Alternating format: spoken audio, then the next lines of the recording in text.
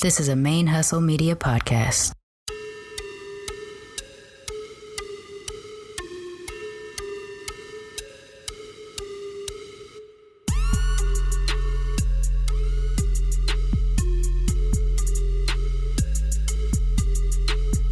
When people ask me, what is Black Radical Queer Podcast?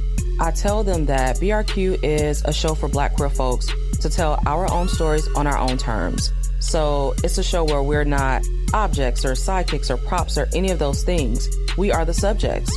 And so we're the narrators of our own stories, as we should be. And that's radical in a world that seeks to silence us every chance they get.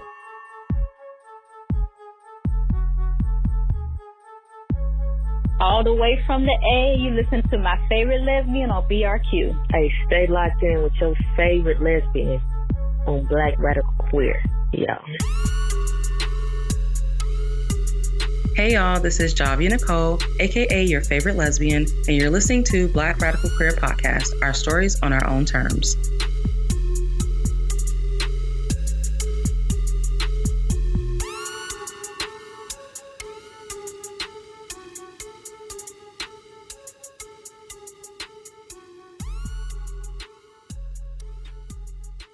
Hey y'all, welcome back to another episode of Black Radical Queer Podcast. I was about to say, hey love muffins. I was gonna tell y'all where that reference was from, but let me know if you know. Yeah, let me know if y'all know who used to say that. But anyway, for today's episode, I wanted to do kind of like a current event slash social media, I don't know, headline roundup or whatever. Just stuff that caught my eye. Y'all know how I do from time to time. Things that caught my attention that I wanted to talk to y'all about. So I want to start with some light skin foolishness. So this girl, a Nigerian singer, I think her name is Maj, I believe is how it's pronounced. Your girl Maj out here remixing Beyonce to sing about light-skinned girls. All right, so just to backtrack a little bit, for those of y'all who may not know, Beyonce dropped a song called Brown-Skinned Girls, and, you know, singing about brown-skinned girls, dark-skinned girls, whatever, women. And, like, the women she names are definitely dark-skinned. Lupita Nyong'o, Kelly Rowland, like, they're dark. No ambiguity, right? So, your girl Maj out here, she called herself covering the song, and she remixed it to say light-skinned girls, okay?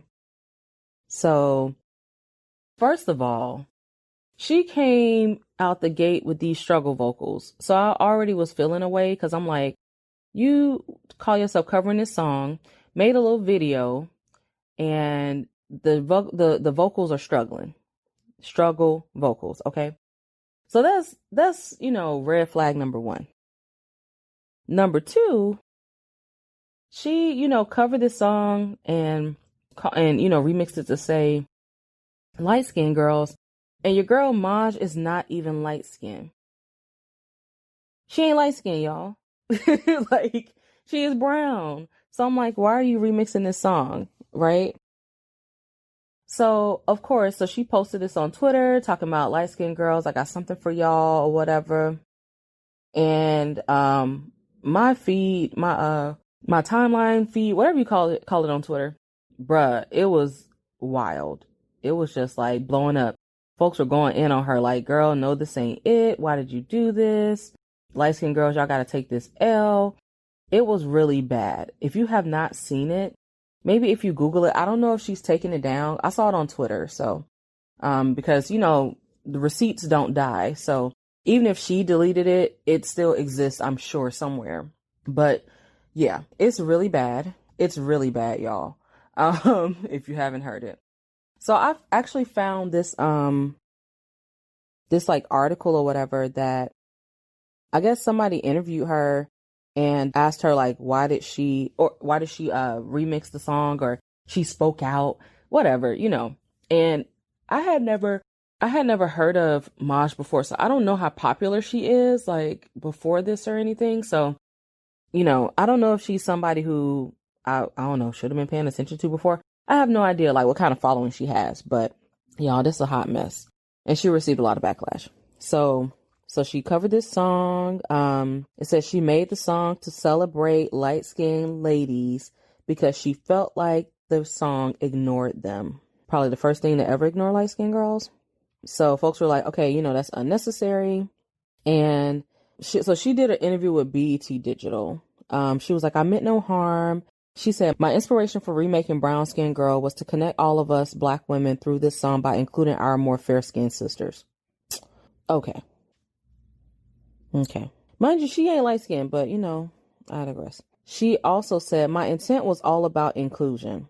I have great respect for Beyonce and the message that she conveyed through the lyrics of this song, and I just wanted to feel more connected to the message and wanted others to feel the same.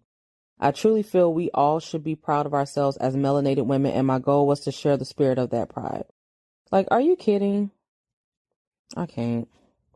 I just cannot. Because there's nothing out there that celebrates light skin. Okay. She was like, okay, this is more of her words. My intention was simply to spread love. It's all about love. The original song has a beautiful positive message about self-love and acceptance. In the spirit of that, I created my version, really talking to myself and affirming myself in Beyonce's message. At the end of it all, we are all Black women. We face the same struggles and have to overcome the same obstacles. Changing the lyrics to Light Skin Girl was never meant to be divisive. It was all about my desire to see myself in a celebration of melanated beauty. Girl, she was like, I'm most disappointed that me changing the lyrics was seen as disrespect to the overall message of self-love and pride in one's complexion. However, I'm an artist, and if nothing else, this is blessed to open the doors on the conversations about colorism and inclusion, self-hate and self-love. If I can ever be a part of something that brings dialogue to the forefront, I'm for it. Girl, okay, so let me just say, y'all, first of all, y'all know there's some bullshit, right? So let's be clear, y'all know there's some bullshit. Number two, if it was about inclusion, you could have just said Black girl. Like, if you were like, oh, well, I want to make this more inclusive of all Black women, I'm not trying to be divisive, then you could have just said Black girl. Also, how is light skin girl more inclusive than brown skin girl? Because we have a wide range of shades of brown, so brown skin is more inclusive than saying light skin. So it's like she is doubling down on the foolishness of, remixing this song, but her justification is it doesn't make sense. It's like all the reasons that you're saying that you did this are not logical. Like, it just doesn't make sense. How are you going to say light skin girl to make it more inclusive? How do you not feel included in brown skin girl when your ass is brown? Y'all got to see her. She is brown skinned. She is not light skinned. She's not fair skinned. So to be like, oh, I wanted this to be more inclusive. Well, it already included you. So you want to claim to be light skinned. You want the things that come with being light skinned, which is why it was important that this song did not say light skinned girl, because light skinned women are always celebrated. The fairer your skin, like the more opportunities you have, the more you're represented. And so you don't need to remix a song to be included. It's just bullshit. That's the gist of it. It's some bullshit. She tried to kind of like double down and try to make it seem like, oh, I'm just being inclusive and all this kind of stuff, but it's bullshit. And, like, oh, if I can create conversation, that's my, I don't know that's me doing her voice. Cause I don't, but yeah, it just doesn't make any sense to say, oh, well, if I was able to kind of spark a conversation, then, I'm for it. Girl, no, what you did was some bullshit. You received a lot of justified backlash accordingly. So, girl, light skin girl. Yeah, that was a hot mess. I'm just not here for it. And speaking of hot mess, let's talk about another hot mess. So, y'all boy, A$AP Rocky. Okay, so I'm sure that, at least some of y'all already know about the foolishness with A$AP Rocky. But for those who do not know, let me just give you a little background information about your boy A$AP Rocky. So, A$AP Rocky was charged with assault in Sweden. He got into a fight. He said that it was self-defense. And then like what I'm specifically going to reference today is from BBC News. So yeah, A$AP Rocky was arrested in Stockholm. He got into a fight. It was caught on video. He said that he was acting in self-defense against some guys who were like following him and his crew. He's about to have a trial that's starting, actually, by the time this episode actually drops, the trial would have started. It's supposed to start on July 30th. He said that, so the prosecution said they're like reviewing the videos and all that kind of stuff. But they, have witnesses and all this other kind of stuff. But they said that for what he did, like for the assault or whatever, he could get up to 2 years in prison in Sweden, and maximum, like that's the maximum that he could get. So he's been in custody for almost a month, and it kind of is what it is. So some folks, are like, oh well, free ASAP, blah blah blah. I'm not one of those people, cause fuck him. But the president, I guess it caught his attention. He was like, he said that, he wanted for the Swedish prime minister to intervene, and apparently Kanye and Kim were asking for him to intervene and all this other kind of stuff. And so Donald Trump was like, I had a very good call with the Swedish prime minister, who assured me that American citizen A$AP Rocky will be treated fairly. Likewise, I assured him that A$AP was not a flight risk and offered to personally vouch for his bail or an alternative. Whatever. So, but, the prosecutor was like, well, obviously they're a flight risk. They have the means to leave and everything. But folks were talking about, oh, he's being held in like terrible conditions and the food is terrible and all this kind of stuff. And when in reality, apparently, Swedish jail is not as bad as jail here. But, folks were saying that, he's been unfairly held and blah, blah, blah, whatever. Okay. So that's all the energy I'm gonna give to like the background or whatever. Y'all can like look it up if you want to like know more like for real details about the case. I don't really give a fuck. I brought it up because it's so interesting to me, because this nigga was the main one who was like, when they were talking about police brutality, Black Lives Matter, when folks were talking about Ferguson and Trayvon Martin and just all these things that have happened, he was, the first motherfucker to be like, well, basically that doesn't impact me. I'm not in the hood anymore. Like I live in Beverly Hills. That ain't got nothing to do with me. I'm not like, I don't live in Ferguson. I don't live anywhere like Ferguson anymore. I live in Beverly Hills type of thing. So, he felt like he had enough proximity to privilege and enough money or whatever to exempt him from real ass black ass problems. And then he got locked up. So I have no sympathy whatsoever, because I'm like, you made your statement about how you feel. When people try to say something to you about it, you double down on it. Your ass is still black, and it's not, no matter how much green you have, you're still black, period. There's no amount of green, no amount of money that's gonna stop your ass from being black. So don't expect for, black folks to come out en masse in support of you and, rallying for your release and all this kind of shit, because apparently, these ain't your kind of problems. So yeah. So basically fuck all that. Yeah. Like I just don't have any, sympathy. And folks are like, oh, this is racism. Oh, I think G-Eazy released a statement or something, because he at one point got arrested in Sweden as well. And he was like, oh, this is racist, blah, blah, blah. And I don't know, but, and I'm not saying that it's not racist. I don't know, but it's like, if you, actually did a crime, then like you got to expect to go through whatever process you're going to go through. But even if it is a situation of racism, he hasn't been subjected to like police brutality. And I just honestly, and maybe that makes me a bad person, but I just don't feel sympathetic for someone who basically separated himself from these type of problems by saying, basically, I'm rich, so these ain't my problems.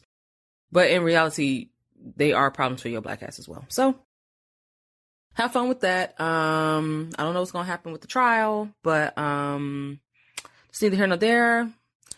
I would say I care, but I don't. So I don't know. Y'all can put some money on your boy's books if you really care. But he don't care about my black ass. And like I've said before, all your skin folk ain't your kin folks.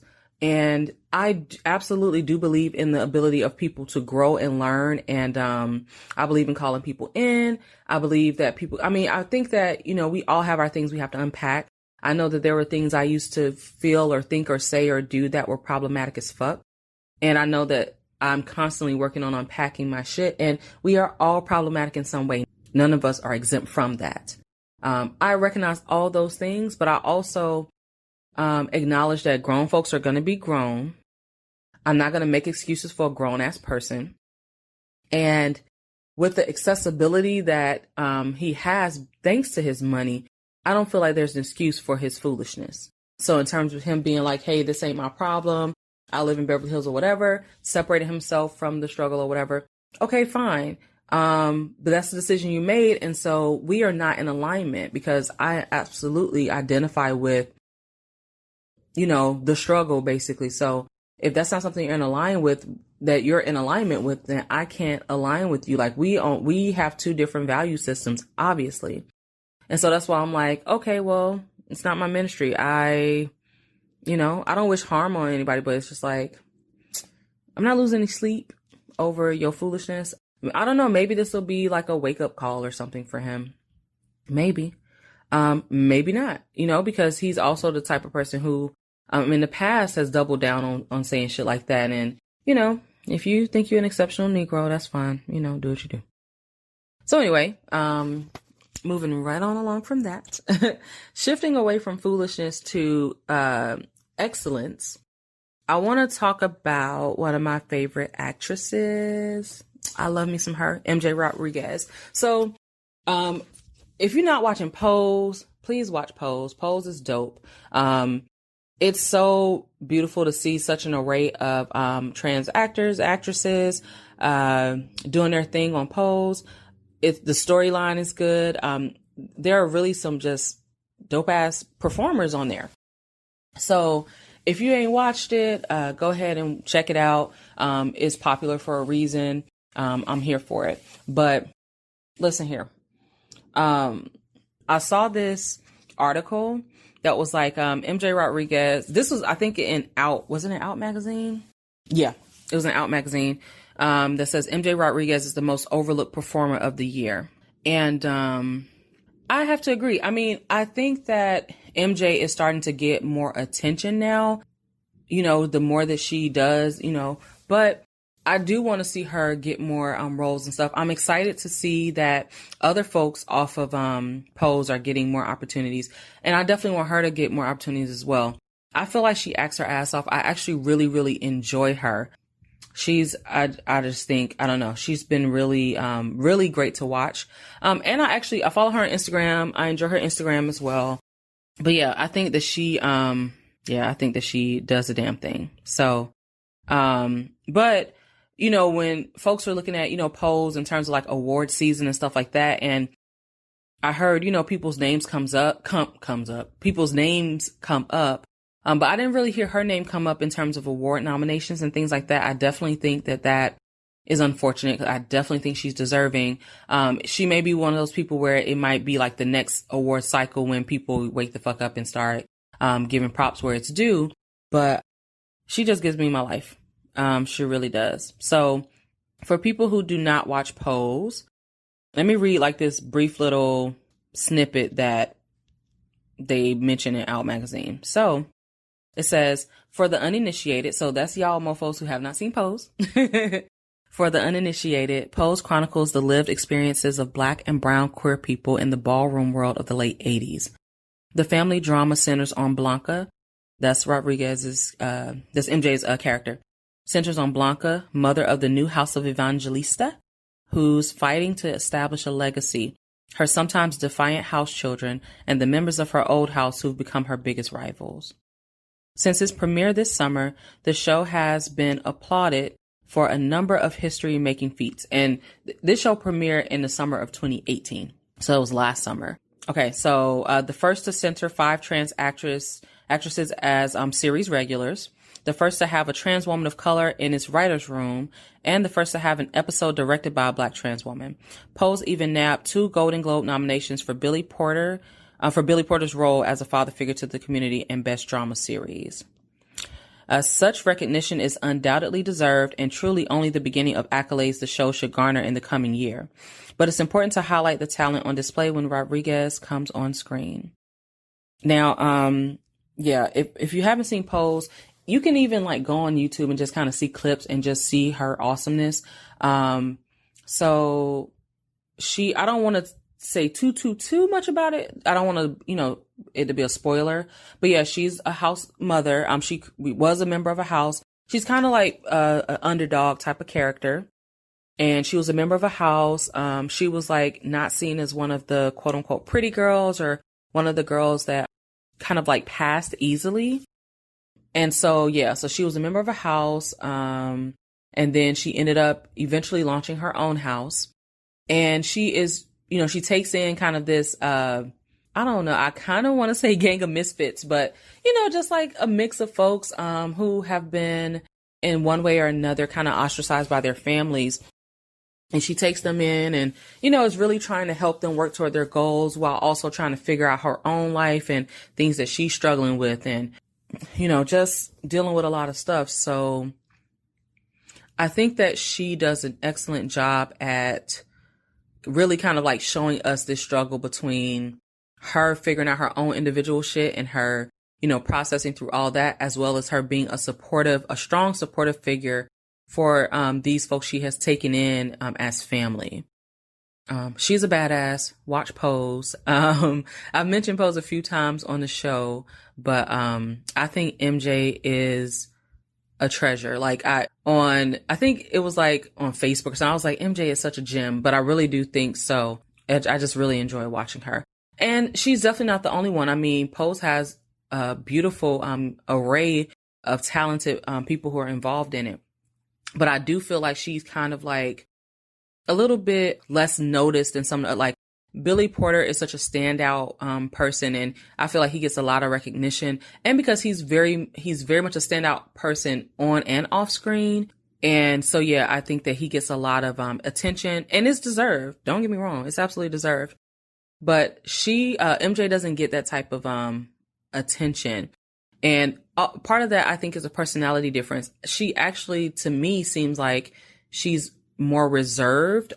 And, so I don't know, but I know she's interested in doing some modeling and she wants to be a spokesperson. And she's been, I've been seeing her pop up, more and more. She got a deal. I'm trying to remember who it was with, but she got a deal to be a spokesmodel for, I'm about to find out because I'm trying to remember who it was. I remember seeing an ad for something. I know she's been on some covers, so that's cool. But I'm trying to think, what did she recently? Oh, for Coke. That's what it was. For Coca-Cola. My bad, y'all. She's part of a Coca-Cola campaign, and so I'm very happy for her. But I look forward to seeing more stuff from her. She's supposed to be doing Little Shop of Horrors with Amber Riley soon, I think later this year, out here in Los Angeles. So I am ready. My soul is ready for that. I want to go. I love Amber Riley and I love MJ, so I'm here for all of those things. But yeah, I just think she's an awesome performer. Watch Pose. That's the end of my plug for Pose. But speaking of trans women, I want to take a moment to kind of go over, there's this article I read, and it was talking about 5 LGBTQ issues that basically needs recognition. And of course, one of them had to deal with violence against trans women. Black trans women specifically. So I want to go through those issues. So, of course, first issue, violence against Black trans women. At least 11 Black trans women have been murdered this year so far. And, the HRC has deemed this an epidemic because it's a consistent and persistent pattern. Is really ridiculous. There have been a ton of trans people who have been murdered in the past couple of years, and most of them are trans women of color, and most of those are Black trans women. So it's, it really is a massive problem, and it's something I've mentioned before, something I will continue to mention because it continues to be a problem. An article that I saw that was that's relevant, that was very interesting to me, was actually, I don't remember if it was an interview or a speech, but it was Laverne Cox, and she was basically saying, hey, you don't have to kill me because you're attracted to me. And I thought that was so meaningful and definitely true. Yeah, she said, your attraction to me is not a reason to kill me. And so I think that that's such a huge issue that Black trans women are facing, because they're dealing with these folks who do have attraction to them and who are pursuing them. Let's be clear. Trans women are not out here tricking folks. Like, I hate that rhetoric. No, these folks are attracted to trans women, and then because of a bunch of, because of stigma, because of their own internalized transphobia, because of all of the bullshit, they are lashing out and stealing, these women's lives. So I got issues with all of that. But she said there's this whole sort of myth that trans women are out there tricking people, that they deserve to be murdered, and that's not the case. There's been a market for trans women in the realms of dating and sex work for a very long time. We don't have to trick anyone. And that's exactly it. Yeah, so that shit has to improve. It's real ridiculous. But I thought that statement was just like, hey, your attraction to me is not a reason to kill me. Absolutely. It's something that women deal with. It's something that Black women deal with. And it's something that Black trans women especially deal with, because we all are subjected to intimate partner violence, domestic violence, and stuff like that. But we have to be very clear that Black trans women are being subjected to this on a totally different scale. And it's fucking ridiculous. It can't continue. So some other issues that this article mentioned, I saw it a few weeks ago, and I just jotted down the issues. So I was like, oh yeah, those are all important things or whatever. So the second issue was workplace discrimination.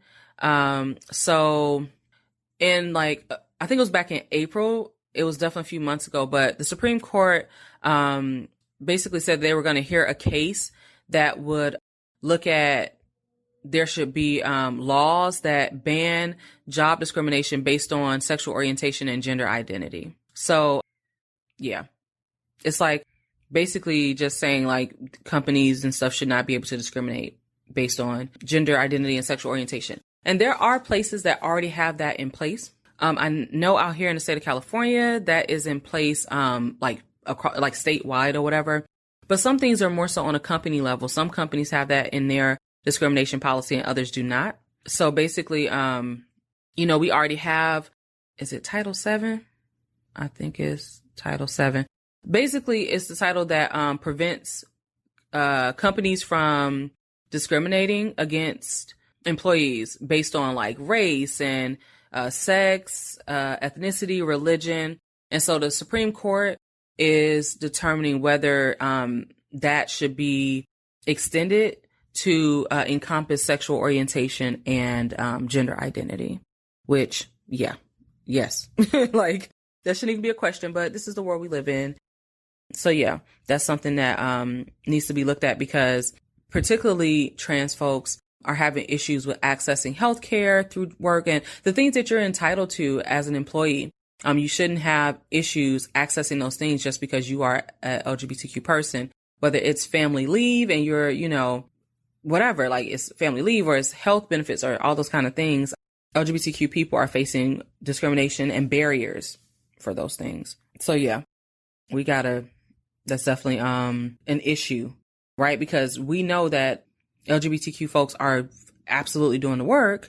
So we need to be compensated accordingly. And that compensation absolutely includes health care and access to all the things that we're entitled to through that employment. So yeah, another thing that folks have been concerned about was like sexual orientation and gender identity being factored into the census to get a more accurate count of what the LGBTQ population looks like in the United States. But of course, the census, they do include, like they did start including questions that had to do with sexual orientation and gender identity. However, the questions fall short. They basically just ask, you know, like if you're a couple that's cohabitating or whatever, are you a same sex couple or opposite sex couple? So, yeah. So there's the Democratic, I want to say push, but attempt, I don't know, to kind of remedy that with the LGBT Data Inclusion Act. And basically, the whole point of it is to widen, I always struggle to say that word, widen the scope of the questions asked by the census and by just kind of like federal surveys in general to get a better picture of what the community and what those populations actually look like. So yeah, that's something that's very important. And it matters too, because again, like I mentioned with accessibility, a lot of times like those things are looked at when we look at social services and programs and stuff. They use that data to justify what needs to be provided, you know? So, yeah. All right. Another issue in this list of things that this particular article brought up was about economic disparity, and basically saying that LGBTQ folks are experiencing a lot of economic disparity, in particular trans folks and like LGBTQ folks of color are dealing with a lot of food insecurity, homelessness, or even if they're not homeless, they're housing insecure. And to explain those concepts or explain those terms, food insecurity and housing insecurity. So like you may have food or housing, but you're either at risk of losing it or it's kind of like something that comes and goes. So for instance, if you are food insecure, then you may only eat one meal a day, or you may eat multiple meals a day, but the quality of the food you're eating is poor. You may not have access to healthy foods consistently or at all. You may live in a food desert. With housing insecurity, you may have a place to live, but let's say if they increase your rent and it's going to price you out of your housing, or you have a place to live, but if you get sick and you miss work for some reason, you can you're one paycheck away from being on the street, or you have a place to stay, but you're in a 2-bedroom apartment with 7 people. You don't have enough space, but it's like, okay, well, we're all coming together to pool our resources because if we don't, we can't afford it. So you're not able to access affordable housing based on your means. So that's what food insecurity and housing insecurity is. And even you can have employment insecurity. So let's say you're working, but you're not working full time, so you don't make much money. Or you're working, but you don't have healthcare benefits. Or you're working and you're having transportation issues. And if let's say if you're driving, but something happens with your money or you get sick or something, you can't get to work, or you don't have any alternative way to get to work, or you're using transit and if transit breaks down, you don't have an alternative to get to work. It's a lot of stuff, but that's what we look at when we talk about insecurity in your basic needs: food insecurity, housing insecurity, etc. So LGBTQ folks are more at risk for that, especially trans people, especially trans folks are more likely to live in poverty, and especially Black and brown trans folks. Like that's, what it is. And the average Black trans person, I remember seeing this statistic, y'all, and it stopped me in my tracks. And it was like the average Black trans person earns less than $10,000 a year. I want y'all to really think less than $10,000. $10,000 $10,000 a year isn't even $1,000 a month. So how are they surviving? Who the fuck can survive off of that? Less than 10,000? It's I feel like disparity is an understatement. And so, it's kind of like all these things connect together. You have Black trans folks who are making less money, Black queer folks who are making less money, who are consequently housing insecure, food insecure, employment insecure, who are also criminalized, who are subjected to state sanctioned violence. It's a smorgasbord of foolishness and fuckery, basically. And it's just like oppression on oppression on oppression. That's systemic. That's systemic oppression. This shit is piled on. And, it's just not, when you look at kind of like the white LGBTQ community have a lot more sustainability. So you're looking at sustainability versus insecurity. When you look at people of color, queer people of color, trans people of color, a lot more insecurity. When you look at white trans folks, white queer folks, whatever, they have a lot more sustainability. And, it's just the discrepancy is very, very, very profound. Okay. So those are all things that, are very important issues for us to be mindful of, for us to, do our research on, be aware of. Yeah. All right. So I've been talking a lot. Let me go ahead and just kind of make an announcement, and I will wrap this puppy up. As my mom would say, wrap this puppy up. All right. So I want to make an announcement. I'm going to be changing the format of Black Radical Queer. I just talked about sustainability, but I want to make sure that BRQ is something that is sustainable. And doing a weekly show is hard. I've mentioned this before. Logistically, it's hard. Since I have started a new job, it's even harder because my schedule is like clank. Is made a big difference in terms of my capacity. And I want to make sure I'm able to continue bringing you all the content that's important. So I've been thinking about this for a while, like, for months, honestly, about, do I want to change the format of the show? Blah, blah, blah. I thought about doing like a bi-weekly thing or whatever. All that to say that I'm going to shift to a season format. So the show will have seasons. Instead of me doing episode week after week after week after week, I'm going to have seasons. So it'll give me time to prepare, bring y'all some content, and then be able to, take a step back, prepare. So that's going to start in September. So I'm going to be taking August. Essentially, August will be the break. So y'all have plenty of time to catch up on all the old episodes. And something I appreciate is that actually when I tell y'all, hey, take this time to catch up on episodes, the numbers show me that y'all actually do that. So I'm glad that there is a lot of content out already. So it's not like y'all are lacking. It's not like I'm, withholding, content from y'all or anything like that. But take August to, catch up and stuff. When September comes around, I'm going to launch season 2 of BRQ. It's not going to be another 50 episodes. Each season is going to be roughly, I'll say 3 months or 12 episodes. It depends on the calendar, right? But I'm looking at it in terms of months, basically. So I'll do, so the next season will be September, October, November. So it'll be weekly. So I'll do weekly episodes, September, October, November. I will take December off.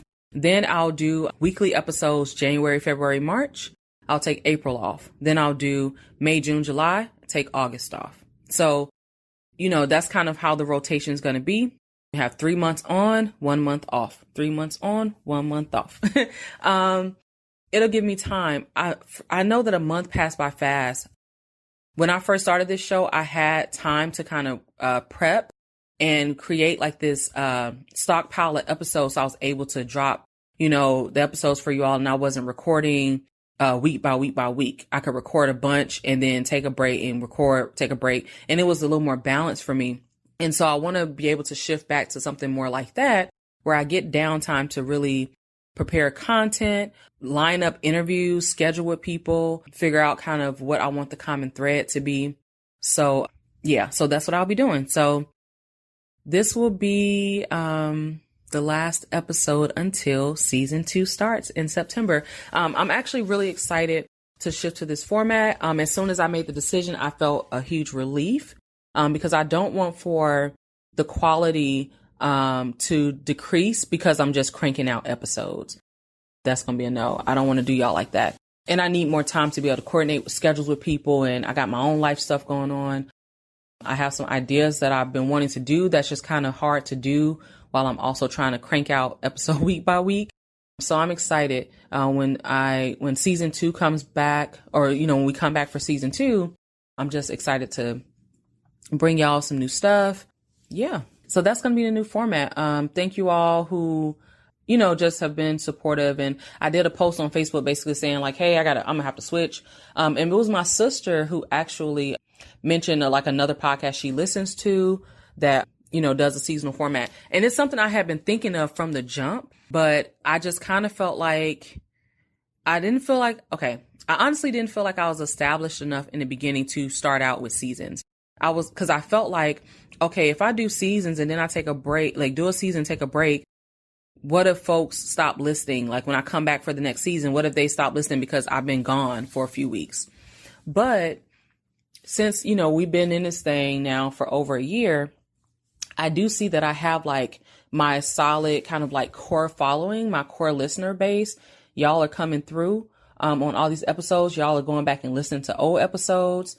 And so I don't have that same concern anymore. I'm not worried that if I take, this time off and then come out with another season that y'all aren't going to listen when the new season comes out. It just gives you time to catch up. The time is going to fly. And then it's like, okay, I'm back. And when I've taken breaks before, they were shorter, but y'all always came back, so I really do feel like I'm your favorite lesbian. Thanks so much for that. But yeah, I appreciate y'all. I'm looking forward to bringing you season 2. And if there's anything that, questions, comments, concerns, suggestions, things that you're looking forward to, whatever, if you want to bring me some feedback or whatever for season 2, go right ahead. You already know what to do. Slide in my DMs and all that good stuff. But I'm glad to have been able to bring you all the episodes I've done so far. It has legitimately been like 50, I think maybe over 50. And I'm glad to shift into this phase where I'm going to be, kind of doing it in a little bit more of a progressive, way, and not like, 50 weeks in a row. But I think it'll be good. We'll have, a good 3 months of episodes, and then you'll get time to catch up, and I'll get time to prep, and then we'll come back in this thing and we'll keep it going. So thank you all so much for your support. Be on the lookout for season 2 of BRQ. I think it's so dope that I can say that season 2 of BRQ. So yeah, I'll be coming back in September, bringing that to you all. I'm really looking forward to it, and I really appreciate y'all listening and rocking with me. All right, y'all. So y'all have listened to me ramble long enough. If you just really enjoy listening to my voice, you can always go back and listen to old episodes during this break. And for the rest of you, it'll give you a break. It'll give you some time to recuperate so you can be ready to listen to me again in September. But I hope that you all have an amazing August. And until season 2. All right, y'all. I'm out.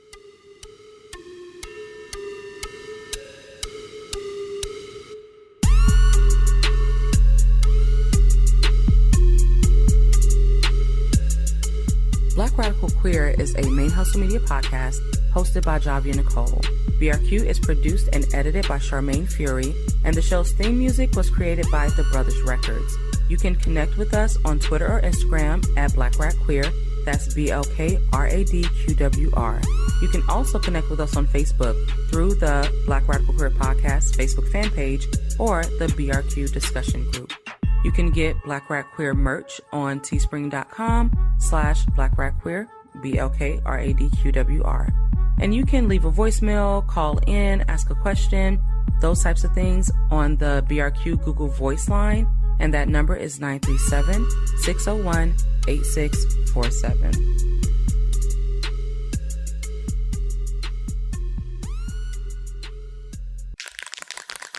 ManeHustle Media. Turn your side hustle into your main hustle.